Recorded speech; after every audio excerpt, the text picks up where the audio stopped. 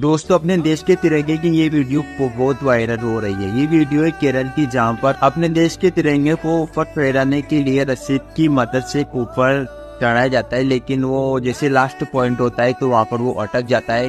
तो बहुत कोशिश करने के बाद भी वो फूल गिराने की बारी आती है तो वो गिरा नहीं पाते।